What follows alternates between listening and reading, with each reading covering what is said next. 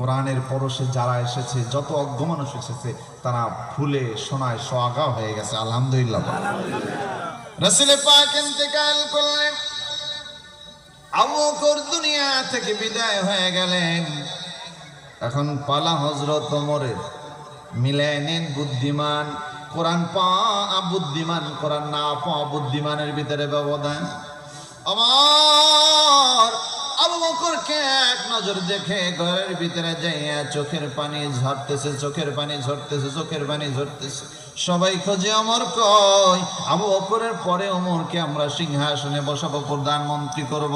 ওমর তিনি ঘরে যায় যায় কান্দে আর বলে, আরে আমায় আমার ওমরের যদি ওরা প্রধানমন্ত্রী বানায়, আর আমার কারণে যদি ফোরাত নদীর তীরেও যদি কোনো একটা কুকুর পানি খেয়ে না মারা যায়, কাল কিয়ামতের ময়দানে জবাব দেওয়ার মতো আমার কোনো সুযোগ থাকবে না।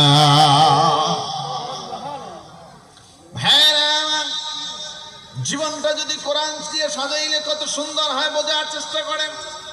ওমর রাদিয়াল্লাহু তাআলা আনহুকে তারা খেলাফতে বসাইলেন, তিনি খলিফা হয়ে গেলেন।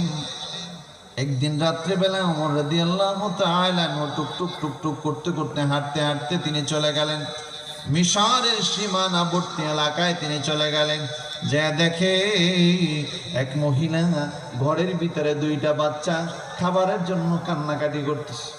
মা, তুমি না বলছো এই জালিম বাদশার দেশ থেকে যদি এই আরব মদিনার ভিতরে আমরা ঢুকি, আমরা নাকি খাবার পাইব? ও মা, 3 দিন হয় তোমার মুসলিম রাজা বাদশারা তো আমার জন্য খাবার নিয়ে আসলো না। ও মা, 3 দিন শুধু তুমি আমাদেরকে আশা দিতেছো, কিন্তু কোনো খাবার দাও না। মা বলতেছে, বাবা একটু ধৈর্য ধরো, তোমাদের জন্য খাবার আমি তৈরি করতেছি। বলেন সুবহানাল্লাহ। তিনি কান পেতে শুনলেন, শোনার পরে এক দৌড়ে আবার মদিনায় চলে আসলেন। মদিনায় এসে যারা বাইতুল মালের দায়িত্বে ছিলেন তাদের কাছ থেকে তিনি সবকিছু নিয়ে বললেন, আমাকে 1 বস্তা মাল তোমরা দিয়ে দাও। 1 বস্তা মাল প্যাকেট করে দেওয়া হলো। ওমর রাদিয়াল্লাহু তাআলা বুড়া মানুষ, চামড়া গুলা ফুসকায় গেছে, সোজা হয়ে দাঁড়াইতে পারে না, পিঠের হাড্ডিটা বাঁকা হয়ে গেছে, বয়স অনেক হয়ে গেছে। ওমর রাদিয়াল্লাহু তাআলা গব জমের ওই বস্তাটা তিনি তার কাঁধে তুলতে চায়। যারা দায়িত্ববান ছিলেন তারা ডাক দিয়ে বলে, ওমর যদি সব কাজ আপনাকে করতে হয় তাহলে আমাদেরকে নিয়োগ দিয়েছেন কিসের জন্য? ওমর আপনি বলেন এই বস্তা কোথায় পৌঁছাইতে হবে, আমরা সেখানে নিয়ে যাব। ওমর বলে, না না, আজকের বস্তাটা আমাকে নিতে দাও, আজকের বস্তাটা আমাকে নিতে দাও।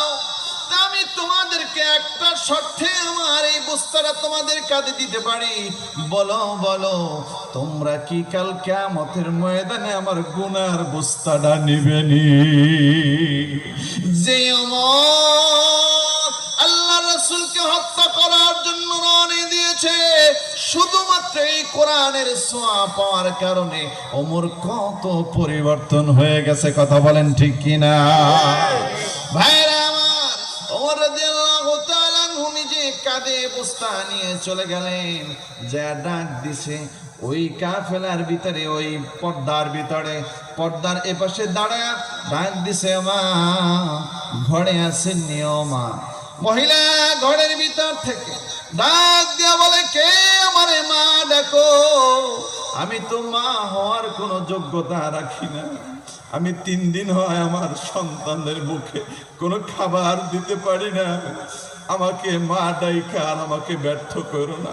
আমি মা হওয়ার কোনো যোগ্যতা রাখি না, আমি কোনো মা নই, আমি মা নামে কলঙ্ক। ওমর বলে, শোনো গো মা, আমি তোমার কাছে কিছু নিতে আসি নাই। আমি কিছুক্ষণ আগে তোমার এখান থেকে যাওয়ার সময় তোমার সন্তানদের ক্ষুধার আর্তনাদ শুনে আমি আমার বাসা থেকে কিছু মালামাল নিয়ে এসেছি। ওমর রাদিয়াল্লাহু তাআলা আনহু বুড়া মানুষ, মাথা থেকে তার বোঝাটা নামাইয়া ঘরের ভিতরে ঢুকলেন। বলে, মা আমি এই রুটি এই আটাগুলা জবগুলা তোমার কাছে দিলাম, তুমি এই জবগুলা দিয়ে তুমি আটা বানাও, আর আমি দেখি এই নিবানো চুলার জালটা জ্বালানো যায় কিনা। অর্ধ জাহানের খলিফা কোরআনের ছোঁয়া পাওয়ার কারণে খলিফা যাইয়া একটা ছোট্ট ভাঙাচোরা তাঁবুর ভিতরে যায় আগুন জ্বালায়। আর আমাদের এলাকার মেম্বাররা তারা যদি মারাও যায় তাদের জনগণ, তাদের সমস্যা হয় না, হয় না।